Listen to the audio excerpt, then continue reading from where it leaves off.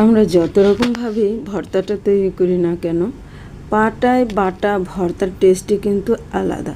তো বন্ধুরা, আজকে আমি তোমাদের সাথে শেয়ার করেছি পাটায় বেটে মৌসিমের ভর্তা। তো চলো রেসিপিটি দেখে নাও। বন্ধুরা, এখানে আমি আধা কেজির মতো মৌসিম নিয়েছি। কেউ কেউ এই সিমটাকে কিন্তু মুকুল সিম বলে, কেউ আবার মুকুল উস্সিও বলে থাকে। তো এগুলো দেখতে পাচ্ছ, একটু কচি নিয়েছি। খুব বেশি শক্ত হলে কিন্তু ভর্তাটা খুব বেশি ভালো হয় না। তো সিমগুলো আমি দেখিয়ে দিচ্ছি। এটাই হচ্ছে মৌসিম। তো তোমরা কি কি নামে এই সিমটাকে চিনো সেটা আমাকে অবশ্যই বলতে পারো। এরপর সিমটাকে আমি এভাবে কেটে নিয়েছি 2 টুকরো করে, এরপর ধুয়ে নিয়েছি। এখন এই সিমগুলোকে একটু সিদ্ধ করে নেব। চুলায় একটি প্যান বসিয়ে কিছুটা পানি দিয়ে দিয়েছি। এবার এই সিমগুলো দিয়ে দিলাম। আর হ্যাঁ, এই সিমগুলো থেকে কিন্তু আমি অর্ধেকটা পরিমাণ সিম নিয়েছিলাম এখানে ভর্তা করার জন্য। এবার সামান্য পানি দিয়ে আর কিছুটা লবণ দিয়ে ঢেকে রেখে দিলাম। অল্প আঁচে বেশ কিছুক্ষণ সিদ্ধ করে নিয়েছি।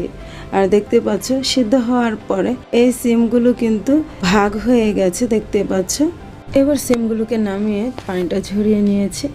আর চুলায় প্যান বসিয়ে তেল গরম হতে দিয়েছিলাম।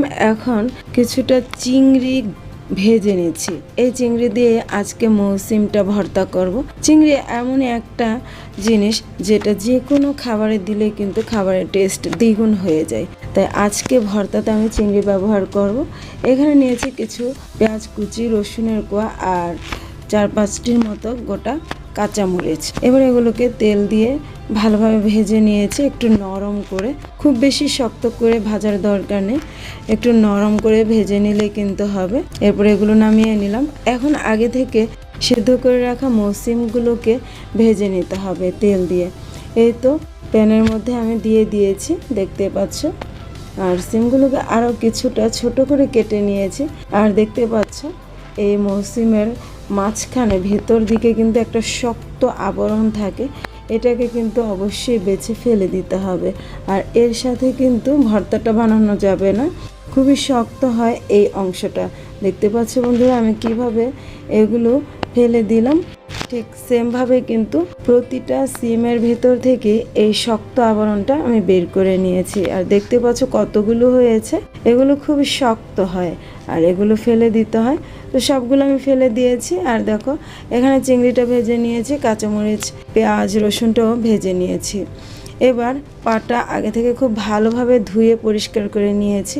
এখন পাটার মধ্যে আমি ভেজে নেওয়া সিমগুলো প্রথমে বেটে নিচ্ছি। এই তো সিমগুলো নিয়ে আমি বেটে নিচ্ছি, দেখতে পাচ্ছ। চাইলে ব্লেন্ডারেও কিন্তু এই ভর্তাটা করা যাবে, তবে আমি আজকে পাটায় ভর্তা করছি। খুব ভালোভাবে বেটে নিয়েছি সিমগুলো। এবার এখানে চিংড়িগুলো বেটে নেব। এই তো চিংড়িগুলো আমি নিয়ে নিয়েছি। এবার মিহি করে চিংড়িগুলোকেও বেটে নিতে হবে। এই মৌসিমটা কিন্তু চিংড়ি ছাড়াও বেশ মজাদার হয়, খুবই মজার ভর্তা হয়। আর চিংড়ি দিলে কিন্তু এর স্বাদ কখনোই ভোলার নয়, অনেক বেশি টেস্টি হয় এই ভর্তাটা খেতে। তো চিংড়িটা আমি বেটে নিচ্ছি বন্ধুরা। আর এখানে চিংড়িটা খুব ভালোভাবে বাটা হয়ে গেছে, দেখতে পাচ্ছ। এবার পেঁয়াজ, কাঁচামরিচটাও কিন্তু বেটে নেব সেমভাবে। আর এখানে কিন্তু আমি শুকনো মরিচ ভাজাটা নিয়েছি, এটাও আমি পরবর্তীতে ব্যবহার করব এই ভর্তার মধ্যে। তো পেঁয়াজ কাঁচামরিচটাও বেটে নিচ্ছে। আর এই পেঁয়াজ কাঁচামরিচটা খুব মিহিভাবে বাটার দরকার নেই, একটু আলতোভাবে একটু গোটা গোটা করেই কিন্তু বেটে নিতে হবে। এতে করে ভর্তার টেস্টটা কিন্তু আরও অনেক বেশি হয়। তাছাড়া এই মৌসিমটা সিদ্ধ করার পরে কিন্তু অবশ্যই তেলে ভেজে নিতে হবে, নয়তো এই ভর্তার আসল টেস্টটাই কিন্তু পাওয়া যাবে না। তো এগুলো বাটা হয়ে গেছে। এখন আমি শুকনো মরিচগুলো নিয়ে নিচ্ছি আর মরিচের সাথে কিছুটা লবণ নিয়ে নিচ্ছি। এতে করে মরিচটা কিন্তু খুব ভালোভাবে বেটে নেওয়া যাবে। এই তো লবণটা নিয়ে নিলাম। এবার এগুলো বেটে নেব। এই তো এখানে শুকনো মরিচটা বাটা হয়ে গেছে। এবার ভর্তার সাথে খুব ভালোভাবে এই মরিচের গুঁড়াটাকে মিশিয়ে নিতে হবে। এই তো আমি মিশিয়ে নিয়েছি, দেখতে পাচ্ছ বন্ধুরা। হাত দিয়ে খুব ভালোভাবে মিশিয়ে নিচ্ছি। তো মেশানো হয়ে গেছে। এই পর্যায়ে এই ভর্তার মধ্যে অ্যাড করে দিতে হবে ধনিয়া পাতা। ধনিয়া পাতাটা আমি খুব ভালোভাবে ধুয়ে নিয়েছি, এবার বেটে নিচ্ছি। বাটা হয়ে গেছে। এই পর্যায়ে ভর্তার সাথে এই ধনিয়া পাতাটাও কিন্তু মিশিয়ে নেব। কেউ চাইলে এই ধনিয়া পাতাটা কিন্তু একটু কুচি করে হাতেও মেখে নেওয়া যেত। এখন ভর্তার সাথে অ্যাড করে দিচ্ছি সরিষার তেল। ভর্তার মধ্যে সরিষার তেল দিলে কিন্তু ভর্তার টেস্টটা অনেক বেশি বেড়ে যায়। তো দেখতে পাচ্ছ তেলটা ভালোভাবে মিশিয়ে নিয়েছি। আর এভাবেই কিন্তু এই ভর্তাটা একেবারে তৈরি করা কমপ্লিট। আমি একটি বাটির মধ্যে নিয়ে নিয়েছি।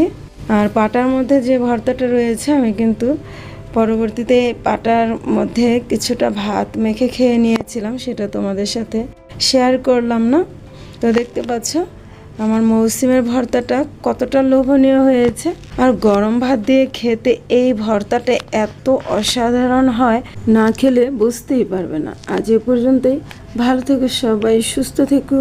আল্লাহ হাফেজ।